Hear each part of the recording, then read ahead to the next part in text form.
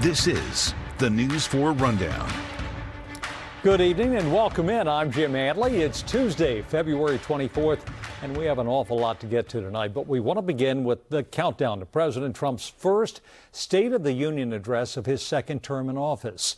We're just 90 minutes away now from most lawmakers on both sides of the aisle packing into the U.S. Capitol to hear Trump's accounts of his wins and losses during his first year back in office. Tonight, we expect the president to discuss these three topics: the Supreme Court ruling against his tariff plan, the ongoing affordability crisis, and one of his key campaign promises, cracking down on immigration.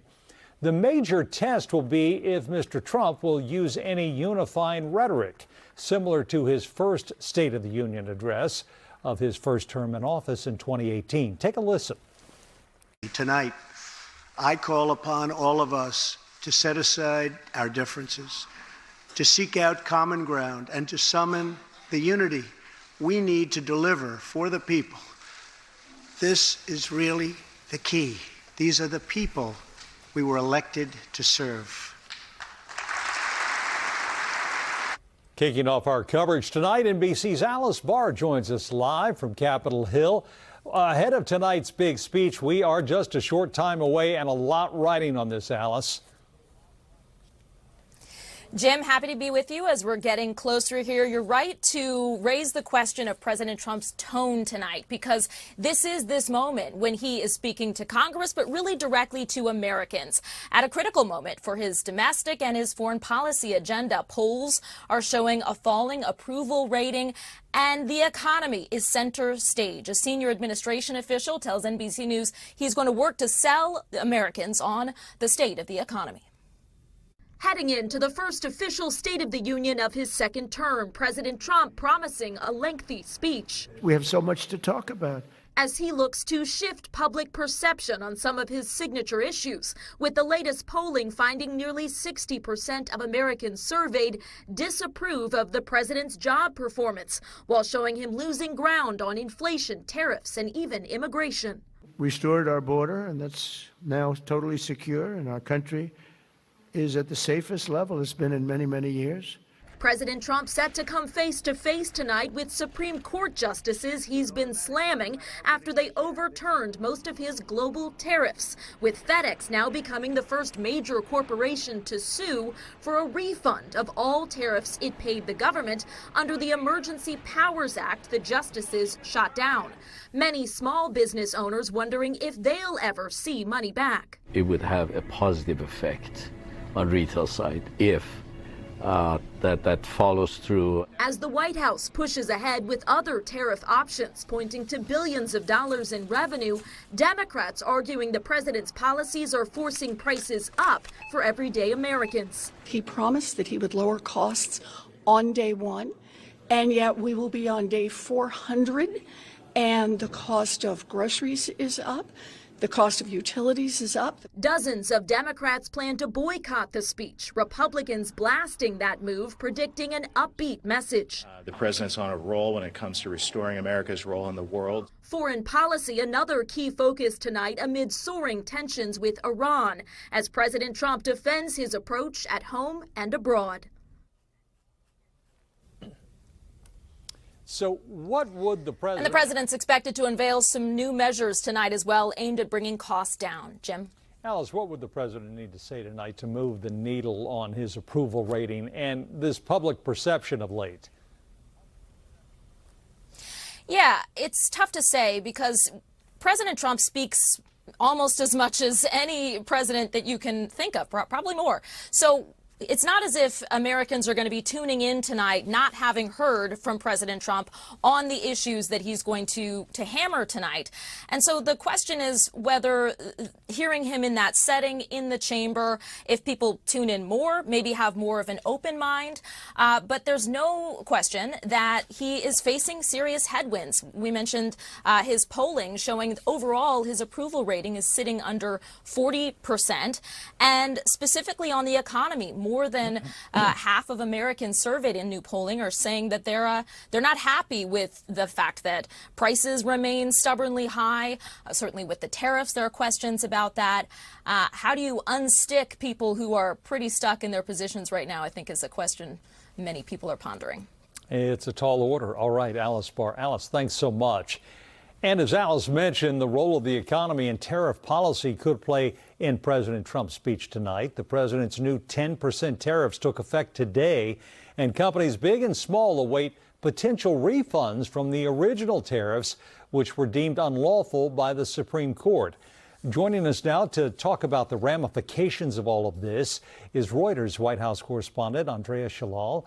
Andrea, thank you for taking time with us. When the president has talked about tariffs before, he said he wants to ensure other countries are paying their fair share. Critics argue the tariffs add pain for businesses and their consumers. What do you expect to hear tonight from him? And will you be watching for that cutaway of Supreme Court justices in the chamber? Oh, absolutely. We are sitting on the edge of our seats waiting to see what happens in the fireworks that might ensue. I mean, Supreme Court justices are generally pretty, calm at these events, but we'll see if there's a little bit of drama. I mean, what we're expecting is a very strong defense of the president's tariff policy. He had a moment there after the Supreme Court ruled his previous tariffs unlawful, where he could have backed up and said, well, we're just going to, let this play out in the courts. Because tariffs are so unpopular, that might have been a good move politically, but that is not in the president's nature to do. And he came out fighting, swinging, actually, as we saw on Friday, with new tariff measures to announce. So under Section 122, although I spent a bit of time over the weekend now looking at that, and there are already some murmurs of concerns that that particular statute also is not appropriate for what the president is trying to do. And the uncertainty around these new tariffs also caused a lot of concern on Wall Street. As you know, yesterday we saw the stock market take a big hit. We know the president watches the markets. What impact could that have? Well, he's very sensitive to that, and it certainly has played a role in the past where he's backed off of policy. We did see something rather strange. You mentioned uncertainty. Overnight, the Customs and Border Protection sent out cargo notices on the customs duties that are going to be collected and said it was 10%. Now, we had the 10% on Friday. Saturday, the president sent out a Truth Social post saying, nope, we're jacking it up to 15. His officials went on the TV shows on Sunday to defend that additional move, and then this notice came out. So right now, the tariffs that are in fact 10%, and the White House is scrambling. White House officials tell us that there's no change in policy, and they do intend to get to the 15%, but it's just a question of filling out the appropriate paperwork. But, that adds to the uncertainty, too. So now you've got potentially people needing to pay more when that 15% eventually does take effect. It's a mess. Yeah, a mess, and so confusing for a lot of people that are depending on their money. Of course, these small and large businesses. We talked about the Supreme Court, Andrea. Could this latest round of tariffs wind up back before the justices? It seems unlikely. I think that the lawyer who defended defended the plaintiffs in the case, in the IEPA case, the International Emergency Economic Powers Act case that we just saw decided, has made some suggestion that, even this Section 122, which basically authorizes the president to take action on tariffs to impose a temporary tariff for 150 days of up to 15% in the event of a large and serious balance of payments deficit. Now, the president is mostly concerned about the trade deficit. And as just several months ago, his own attorneys for Department of Justice argued that this particular statute wasn't appropriate simply because the president was concerned about trade and not balance of payments. The language that we saw in the proclamation that came out on Friday was quite different and made an argument that, in fact, the U.S. is at risk of not paying its bills, which really, economists dismiss out of hand as unreasonable, that there is no concern. The dollar is still king in the world. So, it's a question of whether it comes up. And then the other question is 150 days enough time to actually get through a court procedure? It's very likely that the tariffs will expire before any challenge could be heard or be decided. All right, Reuters White House correspondent Andrea Shalal. Andrea, thanks so much for joining us and sharing your insights. We really appreciate it. Well, a handful of notable guests will be in attendance for tonight's address. Among them, the parents of Sarah Beckstrom. She's the West Virginia National Guard member who was shot and killed here in D.C. last year. Family members of the late Jeffrey Epstein survivor, Virginia Giuffre, will also be in attendance. Her brother and sister-in-law will be the guests of Maryland Congressman Jamie Raskin and Virginia Congressman Suhas Subramaniam. And earlier today, the White House announced the widow of Charlie Kirk, Erica Kirk, will be one of the president's special guests. The president is expected to call on Congress to, quote, firmly reject political violence.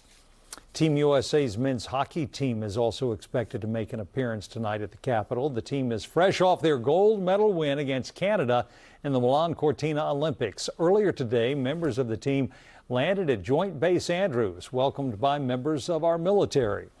Afterwards, the team made a stop at the White House, posing for pictures. Their invitation came as the president hinted that if he did not invite the American women's hockey team that also won gold in Milan, that he believes that he, quote, would probably be impeached.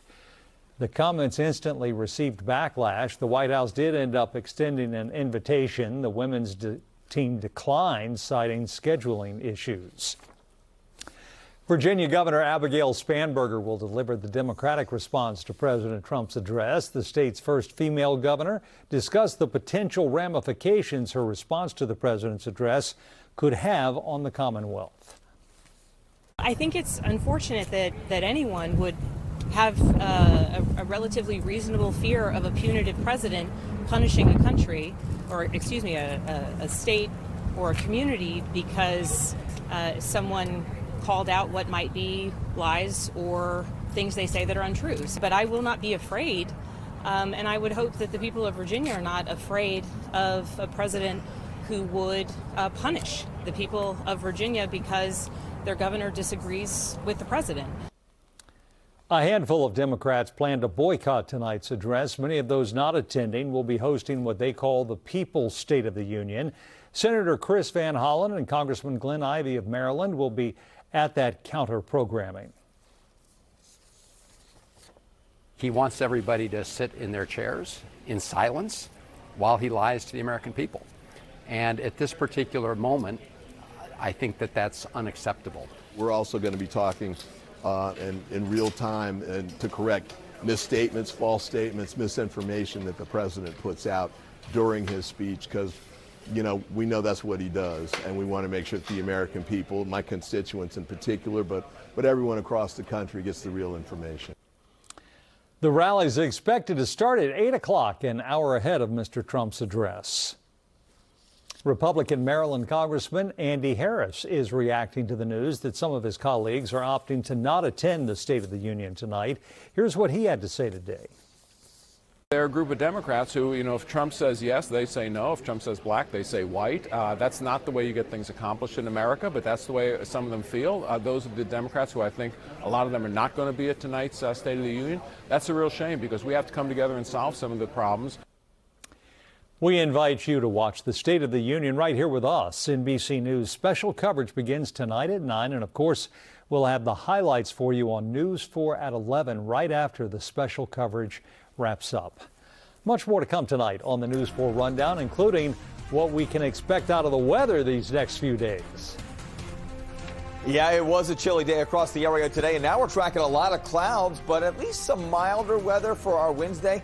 I've got that for you, plus some question marks on our Thursday and a roller coaster coming our way in the 10-day forecast. Finally, great news for folks in Fairfax County. Washington Gas says it has identified and repaired the source of that gas leak in Centerville. The leak caused the system failure that leveled a house and forced dozens of nearby families from their homes. The ordeal began last Sunday night. At this time, 19 homes are still under evacuation order. The House today failed to pass an important piece of legislation called the Rotor Act. The legislation was created in response to the deadly mid-air collision over the Potomac. The goal was to make sure helicopters and planes fly safely around our nation's capital. The Rotor Act would require advanced tracking technology on helicopters. D.C. Attorney General Brian Schwab has issued an opinion arguing recent actions by congressional Republicans to overturn the district's tax code and signed by the president is not valid. In the opinion, Schwab writes the legislation doesn't say changes are retroactive, and so it does not impact the current filing season. If the opinion holds up and isn't challenged, taxpayers in the district would be able to file taxes normally. A new report says tight end Zach Ertz is eyeing a comeback to the NFL after a season-ending ACL tear. What's still unclear is if he will suit up in burgundy and gold. He's currently rehabbing his injury, and the report says he expects to be cleared to play around the start of the regular season. Ertz's contract is up. He'll be a free agent in March unless the Commanders re-sign him in the next few weeks. When Adam Ebbin entered the Virginia General Assembly 22 years ago, he was the only openly gay member, and he was immediately confronted with legislation to limit gay rights. Now, as he leaves the Virginia Senate, the marriage equality amendment he championed will be on the November ballot. Our Northern Virginia Bureau Chief Julie Carey takes a look tonight at the rewarding end to years of pushing for equality. Serving this body has been the greatest honor of my life. State Senator Adam Ebbin giving his farewell address last week before moving on to a new role in Governor Abigail Spanberger's administration. When he first ran for the House of Delegates in 2003 to represent parts of Arlington and Alexandria, he says many voters were supportive of the fact that he was openly gay. I had one guy in Arlington say, "Are you the gay one?" And I said, "Yeah." And then he said, "Well, good, we want you to go down there and give him a hard time." He joined the General Assembly as the first openly gay member, alone with that distinction for a full decade. When I got here, no one, at least on the anti-gay people, didn't say anything to my face, but that didn't stop them from, on the floor, introducing and saying some pretty bizarre things about LGBT people. By 2006, Republican lawmakers put a constitutional amendment on the ballot defining marriages only between a man and a woman, banning same-sex marriage. Voters approved it.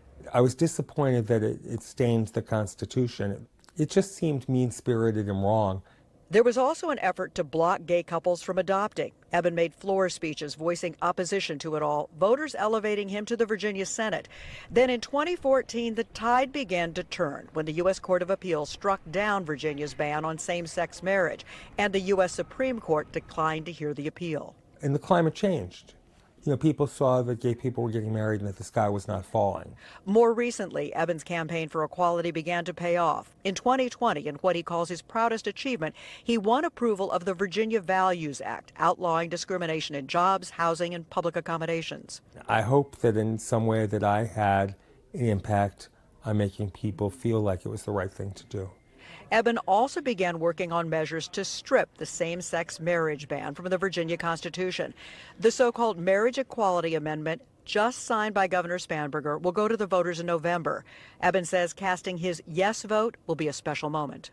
I'll read it and feel really proud of what we did. It'll be nice to know that I finally got it done and that the words that I wordsmithed will be part of the Constitution of Virginia to protect people. After his farewell, fellow Democrats and Republicans alike rose to praise him. He was very passionate about certain issues, but despite his passion, if you didn't agree, he was always a gentleman. And the loud, sustained applause that followed also came from both sides of the aisle for an elected leader who not only helped change laws, but also helped change the way Virginians live. In Richmond, I'm Julie Carey, News 4. All right, Doug joins us now. We saw some sunshine today. We might see some warm up tomorrow. Yeah, I mean, temperatures today got to 40 degrees. That's 10 degrees below average. Yeah. This month is running 5 degrees below average. That's significant. Wow. Doesn't sound like a lot, but it really shows you we've had a very cold month of February. Tomorrow, a little bit warmer. That's the good news. Out there right now, we're sitting with temperatures of 37 degrees. A little bit of a wind chill out there, temperature-wise, area-wide. Most of us still above freezing as we make our way through the 7 o'clock hour to the south. To the north, though, 31 Gaithersburg, 32 Baltimore, 28 Martinsburg. So there will be another refreeze tonight in most of the area. We're waiting for some cloud cover to move on in. Those clouds will act like a blanket and won't allow things to really cool all that much. Wind chill's been a factor all day.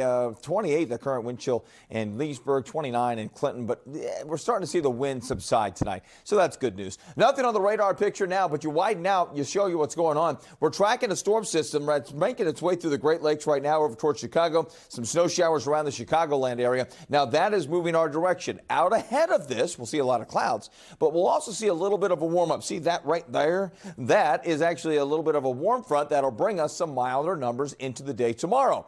After that, well, we get colder again, and that sets the stage for a possible wintry mix on Thursday. Now, this is one computer model for Thursday, bringing us that system as it makes its way on through here. Rain to the south, some snow to the north. We're tracking this very closely to see what kind of an impact this is going to be. Either way, whether it's snow or rain, it doesn't look like it's too much of an impact. This is during the day. The snow falls. That means most of the roads would be fine, even if the snow was falling. And temperatures are going to be warm out ahead of the event. So once again, we'll see a lot of melting. So here's our outlook for Thursday. A dry morning, cold rain Thursday afternoon and evening. And yes, there is still a chance for that wintry mix. So I'll continue to keep you posted over the next couple of days about that one. High of 48, but falling temperatures during the day. 51 on Friday. Look at Saturday. Very nice. A high of 59. I've actually cooled Sunday ahead of our next storm. And look at that next storm. Monday and Tuesday. Ugh, continues into Wednesday. That's the storm to watch for the Mid-Atlantic and the Northeast. Finally tonight, the Washington region is alive with art exhibits and happenings during the month of February. In today's For the Art, Sean Yancey takes us inside a new exhibit at the Art Factory in Northern Virginia.